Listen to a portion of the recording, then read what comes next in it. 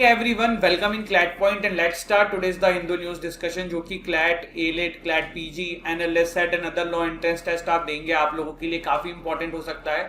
तो बिना समय गवाए शुरू करते हैं, आगे बढ़े उससे पहले CLAT UG का हमारा विजेता बैच 2023 का या फिर 2024 का CLAT UG का अवेंजर बैच, CLAT PG के जो बच्चे तैयारी कर रहे हैं उनके लिए अचीवर्स बैच, NLS सेट का ब्रह्मास्त्र बैच, सब कुछ 17 अगस्त से शुरू हो रहा है।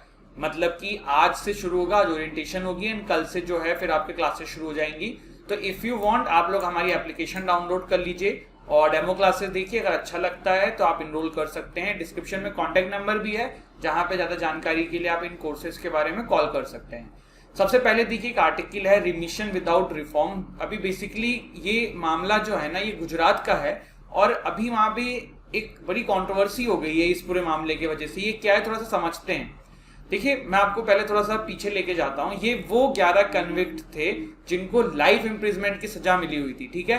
इनके ऊपर चार्जेस लगे हुए थे कि इन्होंने heinous murder of 7 people as well as gangrape of 3 woman during Gujarat communal, जो पूरा मामला हुआ था 2002 में, तब किया था। उसके बाद स्टेट ने अभी इनको जो है बरी कर दिया है, इनकी जो लाइफ इम्प्रिजमेंट है उससे इनकी सजा को कम कर दिया है। बेसिकली ये हुआ है। लाइफ इम्प्रिजमेंट का बेसिकली मतलब ये हो जाता है कि नेचुरल लाइफ जब तक आपकी है तब तक आप जेल में रहेंगे। तो ये चीजें हैं। तो राइटर जो हैं या फिर इस एडिटोरियल के अंदर ना इस पूरे फैसले को क्रिटिसाइज किया गया है। जो मेन रीजन इसके पीछे बताया जा रहा है, एक ये बताया जा रहा है कि जब भी स्टेट को इस तरीके का फैसला लेना होता है तो उन्हें सेंट्रल गवर्नमेंट से परमिशन लेनी होती है। Permission in the sense consult करना होता है, लेकिन यहाँ पे ऐसा कुछ भी नहीं हुआ। और आपने यहाँ पे बरी भी किनको किया है जिनका डायरेक्ट इन्वॉल्वमेंट था। Rape of 3 women, murder of a 3-year-old, 6 other can be considered candidate for premature release under any remission policy। तो मतलब ये जो 6 लोग हैं जिनको इसमें अभी बरी किया गया है या फिर जिनको प्रीमेच्योर रिलीज कर दिया गया है, तो इतने हीनियस क्राइम करके भी अगर प्रीमेच्योर रिलीज किया जा रहा है तो ये क्वेश्चनेबल बात है अकॉर्डिंग टू द राइटर। देखिए अगर आप सेक्शन की बात करें तो हमारा सीआरपीसी का सेक्शन 435 जो है वो ये कहता है कि state need to make consultation with the centre, तभी आप जो है डिसाइड करोगे कि क्या होना है क्या नहीं होना है। फॉर अगर इसको थोड़ा सा और देखें तो 2015 के अंदर जो है हमारे सुप्रीम कोर्ट ने एक फैसला देते हुए ये कहा था कि कंसल्टेशन का बेसिकली मतलब होता है कंकरेंस। मतलब कि सेंट्रल गवर्नमेंट को भी आपकी बात मतलब सेंट्रल गवर्नमेंट और आप एक उस पर होने चाहिए, नहीं कि सेंट्रल गवर्नमेंट मना कर रही है और स्टेट गवर्नमेंट कुछ अलग कर रही है फिर स्टेट गवर्नमेंट बरी कर दे रही है। तो ये चीज 2015 में देखने को मिली थी। तो यही पूरा क्रिटिसिज्म हुआ था इस एडिटोरियल के अंदर। अभी ये न्यूज में थी तो आई थॉट कि आपके साथ इसको शेयर किया जाए। तो ये था सीआरपीसी का सेक्शन, ध्यान रख लीजिएगा ये 435 वाला, ठीक है। चलिए बढ़ते हैं आगे। टेकिंग रिस्पॉन्सिबिलिटी, ये एक एडिटोरियल हिंदू में आया हुआ है, छोटा सा, इसको भी डिस्कस कर लेते हैं। बेसिकली हुआ क्या है, देखो अभी आपको पता है सलमान रुश्दी जी के ऊपर एक अटैक हुआ था। उसके बाद ईरान को काफी ज्यादा क्वेश्चन किया जा रहा है कि भाई आपका इसमें इन्वॉल्वमेंट है। ऐसा क्यों? क्योंकि एक फतवा जारी किया गया था ईरान के सुप्रीम लीडर के द्वारा 80s के आसपास, 90s के आसपास, तो उसी के वजह से। तो अभी यहाँ पे ये कहा जा रहा है कि भैया ठीक है, अगर आपको लगता है आपका इन्वॉल्वमेंट नहीं है तो कम से कम जो फतवा था उसको तो रिवोक करा दो। तो ये अभी क्रिटिसिज्म ईरान के ऊपर जो है वो नया चल रहा है और उसी के ऊपर एडिटोरियल आया हुआ था, ठीक है।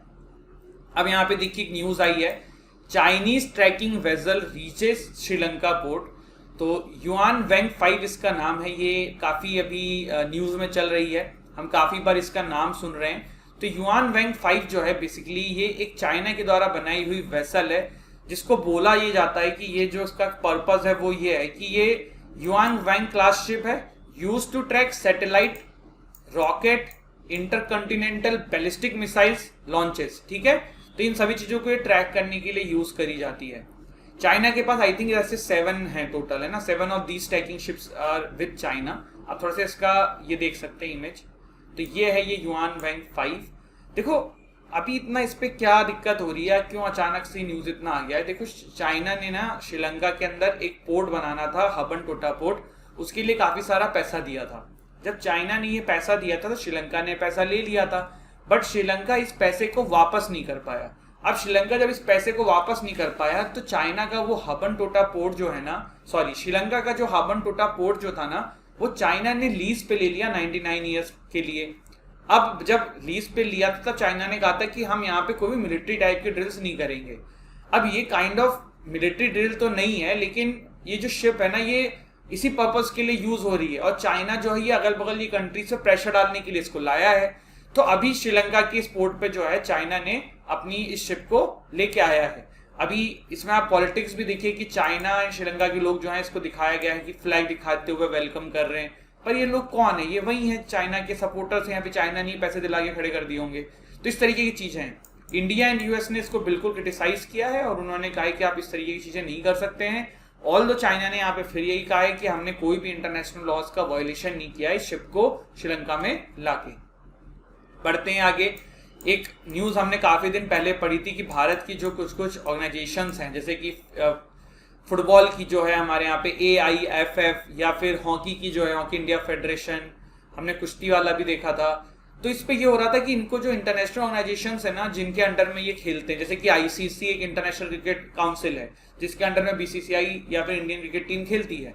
इंडियन क्रिकेट टीम बेसिकली क्या है, BCCI को रिप्रेजेंट करती है।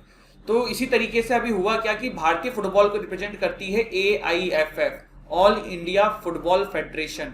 तो फीफा ने इसको सस्पेंड कर दिया है और तुरंत सेंट्रल गवर्नमेंट ने अप्रोच किया है सुप्रीम कोर्ट को। और तो सुप्रीम कोर्ट में मैटर ऑलरेडी था। सुप्रीम कोर्ट ने कहा है कि हम जो है सबसे पहला 17 अगस्त के दिन जो केस है वो ये देखने वाले हैं। शायद अब तक तो कुछ फैसला भी आ गया होगा या कुछ इस पे डिसीजन आया होगा। देखो मामला क्या है, क्यों क्रिटिसाइज कर रहे हैं ये जो इंटरनेशनल संस्थानें हैं इंडियन एसोसिएशंस को, या फिर क्यों सस्पेंड करने की नौबत आ गई है? तो दो तीन चीजें, जैसे कि पहले इसमें कहा जाता है कि कोई पॉलिटिकल कनेक्टिविटी ना हो। दूसरा इसमें ये कहा जाता है कि जो आउटसाइड इंटरफेरेंस है ना इन एसोसिएशंस में ना हो, जिससे कि फेयर चीजें हो, पार्शियलिटी ना हो किसी खिलाड़ी के साथ। लेकिन इंडिया में ये चीज आपको देखने को नहीं मिलती है। आप जैसे कि एक मुक्केबाज मूवी है या फिर इस तरीके की बहुत सारी मूवीज देख लीजिए कि आज की डेट में क्रिकेट एक ऐसा माध्यम हो चुका है जहां पे आप कह सकते हो कि थोड़ा सा पार्शियलिटी या फिर इस तरीके की चीजें कम हो गई हैं। लेकिन जो बाकी स्पोर्ट्स है ना जिनके बारे में ज्यादा लोगों को अभी भी पता नहीं है, अभी जो मेन मास मीडिया में नहीं है, वहां पे इस तरीके की चीजें बहुत होती हैं कि सिफारिश के थ्रू लोग पहुंच रहे हैं और अच्छे जो डिजर्विंग कैंडिडेट्स होते हैं उनको नीचे कर दिया जाता है। तो इस तरीके की चीजें देखी जाती हैं। तो ये एक अपने आप में एक समस्या है। लेट्स सी सुप्रीम कोर्ट में मैटर है, क्या होता है, जो भी होगा we will discuss it tomorrow. ठीक है। Kashmiri Pandit shot dead by militants. तो ये एक बड़ी दुखद खबर कश्मीर में अभी आ रही है और ऐसा भी कुछ दिन पहले भी हुआ था। तो कश्मीरी पंडित के एक परिवार पे अटैक किया गया बाय मिलिटेंट्स और जिसके वजह से उनकी मृत्यु हो गई। मिलिटेंट्स की जगह पे सीधे टेररिस्ट बोलना चाहिए। ठीक है। अब ये देखिए, जब कश्मीरी पंडित वाला ये एक मूवी आई थी अभी रिसेंटली, तो उसमें उस समय काफ़ी ये चल रहा था कि यार ऐसा नहीं है वैसा नहीं है, बट आज भी वही चीज़ें हो रही हैं और ये सामने दिख रहा है। तो लेट्स सी इस पे क्या होता है। हमारी गवर्नमेंट ऑल्दो इसमें बहुत सक्रिय है और जल्द से जल्द इसका जवाब जरूर देगी। African cheetah still stuck in transit. हमने काफ़ी दिन पहले पढ़ा था कि जो हमारी कोर्ट है उन्होंने अलाउ कर दिया था। फिर क्या हुआ था कि जो पालपुर कूनो सेंचुरी है, शायद अब तो ये नेशनल पार्क बन चुका है 2018 से, तो पालपुर कूनो जो सेंचुरी है मध्य प्रदेश की, चेक कर लेना कि नेशनल पार्क है कि नहीं है। तो यहाँ पे अफ्रीकन चीता लाए जा रहे हैं। कहाँ से? नमीबिया से लाए जा रहे हैं। एशियाटिक चीता पहले हमारे यहाँ होते थे पर उनकी जो है संख्या बिल्कुल खत्म हो चुकी है इंडिया के अंदर। तो अफ्रीकन चीता को भारत में लाया जा रहा है यहाँ से। अब इसमें क्वेश्चन ये आ रहा था कि यार क्या अफ्रीकन चीता यहाँ पे आएंगे तो वो सरवाइव कर पाएंगे, सिचुएशन सही रहेगी क्या, जो क्लाइमेटिक जो माहौल है वो उनको सपोर्ट करेगा। तो ये सब एक देखने वाला विषय रहेगा फ्यूचर में। इसमें काफी क्रिटिसिज्म भी हो रहा था। एशियाटिक चीता तो भारत से 1952 में एक्सटेंड हो गए थे। थोड़ा सा अफ्रीकन एंड एशियाटिक चीता के बारे में जान लेते हैं। आज की डेट में एशियाटिक चीता जो है वो सिर्फ आपको ईरान में मिलेंगे। तो IUCN स्टैंडर्ड देखा जाए तो अफ्रीकन चीता जो है वल्नरेबल कैटेगरी में आता है, एशियाटिक चीता जो है क्रिटिकली इंडेंजर्ड की कैटेगरी में आता है। साइट का स्टेटस देखें तो अपेंडिक्स 1 जो है वो माइग्रेटरी अपेंडिक्स 1 की कैटेगरी में अफ्रीकन चीता आता है और एशियाटिक चीता भी अपेंडिक्स 1 की लिस्ट में आता है। हैबिटेट जो है वो बता ही दिया मैंने कि एशियाटिक चीता 40-50 के आसपास ईरान में है। ऑल दो अफ्रीकन चीता स्टिल 7000-8000 की कैटेगरी में चीता जो है वो अफ्रीका में मौजूद हैं। थोड़े से बिगर होते हैं साइज में एशियाटिक चीता के कंपैरिजन में अफ्रीकन चीता। आप इमेज भी देख सकते हो, ये वाला जो है ये अफ्रीकन चीता है और ये आपका एशियाटिक चीता है। ठीक है, चलिए। Practice of talaq hasan not so improper. Supreme Court, अभी इस पर फाइनल वर्डिक्ट नहीं आया है लेकिन जितना भी केस चला है उसमें ये दिख रहा है कि सुप्रीम कोर्ट जो है वो इस पे फैसला दे सकती है कि तलाक हसन जो है वो गलत नहीं है। तलाक हसन क्या है? तलाक हसन के अंदर जो मेल बंदा है वो फीमेल को तलाक दे सकता है 3 मंथ में तलाक तलाक तलाक कह के, जैसे कि एक तलाक आपने इस मंथ में कहा, अगला तलाक दूसरे मंथ में कहा, तीसरा वाला तीसरे मंथ में कहा। अब आप कहोगे कि सर ट्रिपल तलाक को तो बैन करा था, तो वो क्या दिक्कत थी? तो ट्रिपल तलाक में क्या था, देखो गुस्सा आया, तुरंत 3 बार तलाक कह दिया, तो वो एक सिचुएशनल प्रॉब्लम है और उसकी वजह से काफी प्रॉब्लम हो जाती थी।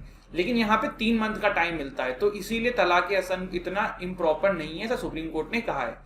और सुप्रीम कोर्ट ने यह भी कहा है कि ये जेंडर के अगेंस्ट में भी नहीं है, क्योंकि सेम टाइप की प्रैक्टिस ना महिलाओं को भी मिली हुई है, जिसको खुला कहा जाता है, KHULA। तो ये चीज यहाँ पे सुप्रीम कोर्ट ने देखी है। मैटर अभी पेंडिंग है, जो भी फाइनल फैसला आएगा तब हम केस का नाम प्रॉपर जजमेंट के साथ चीजें देखेंगे, ठीक है।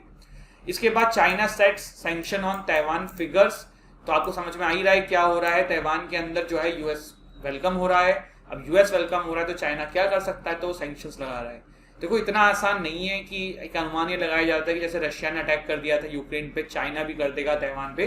देखो रशिया एंड चाइना में थोड़ा सा एक अंतर है कि चाइना ना इकोनॉमी की हमेशा सोचता है, उसको पता है कि इकोनॉमी ही सब कुछ है। तो चाइना ना ताइवान पे अटैक करके अपने ऊपर सैंक्शंस लेना और ये सारी चीजें नहीं कर सकता है। ऑल्दो यूएस यही चाह रहा है कि चाइना करे जिससे कि उसको प्रॉब्लम में जाना पड़े, पर चाइना जो है वो दूसरे तरीके से चीजों को टैकल करने की कोशिश कर रहा है। तो ये हमने कुछ चीजें जानी है। कल हमने एक देखो आर्टिकल द हिंदू में था, वो इंडिया एंड यूरोपियन यूनियन से रिलेशन का था, तो वो हमने मिस किया था थोड़ा सा। मैं आपको ना आज उसके बारे में बताता हूँ, क्योंकि वो एग्जाम के पर्सपेक्टिव से इतना कुछ था नहीं यार। तो पहले तो यूरोपियन यूनियन आपको पता है ना, ये ग्रुप ऑफ कंट्रीज हैं जो यूरोपियन यूनियन के नाम से रिप्रेजेंट होती हैं।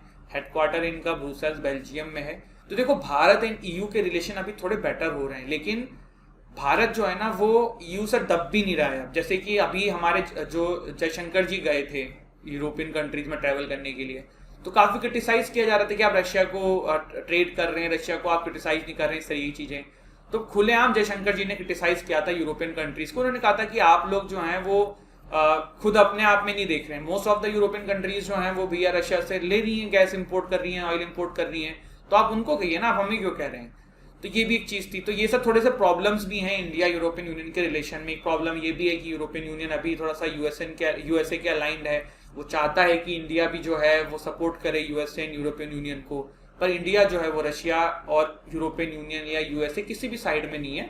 नॉन अलाइनमेंट का जो हमारा पॉलिसी था वही हम अपना रहे हैं। लेकिन यूरोपियन कंट्रीज से अब हमारा डिपेंडेंसी थोड़ी सी इंडिया ने बढ़ानी शुरू भी करी है। जैसे कि क्या हुआ, रशिया वॉर में है तो भारत को हथियार सप्लाई नहीं कर पा रहा है, तो अब हम ना फ्रांस से हथियार उठा रहे हैं। फ्रांस से अभी आपने देखा था राफेल वाली चीजें आने लग गई थी। इसके अलावा और भी बहुत सारे एग्रीमेंट हैं फ्रांस के साथ जो आने हैं। तो धीरे धीरे इंडिया एंड यूरोपियन यूनियन के रिलेशन जो है बेटर हो रहे हैं। दूसरा ये भी है कि इंडिया यूरोपियन यूनियन को भी ये लगता है कि चाइना को टैकल करने के लिए जो है इंडिया को बूस्ट किया जाए, इंडिया को इकोनॉमिकली स्ट्रॉन्ग किया जाए तो बेटर रहेगा।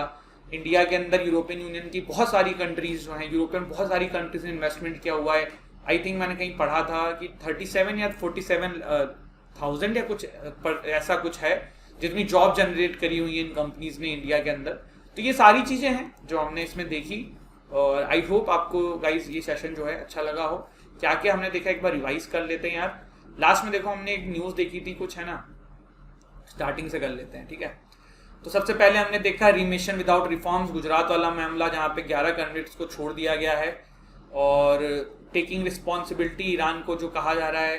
China tracking vessel reaches Sri Lanka port, Yuan Wang 5 इसका नाम है, ये इसका शक्ल है। फीफा ने सस्पेंड करा है AIFF को, इवन हॉकी इंडिया भी इसमें भी आ रही है। लेट्स सी उसमें क्या होता है। Kashmiri Pandit shot dead by militants, African cheetah still stuck in transit, हमने ये पूरा देखा। तलाक हसन खुला क्या होता है जाना, अभी सुप्रीम कोर्ट में मैटर है वो देखा। ताइवान वाला इंसिडेंट पता ही है। तो यही था हमारा आज का सेशन। आई होप आपको अच्छा लगा होगा। गाइस हंसते रहिए, मुस्कुराते रहिए, पढ़ाई करते रहिए। वीडियो अच्छी लगी तो लाइक जरूर करिएगा, चैनल को सब्सक्राइब करिएगा। जय हिंद, जय भारत।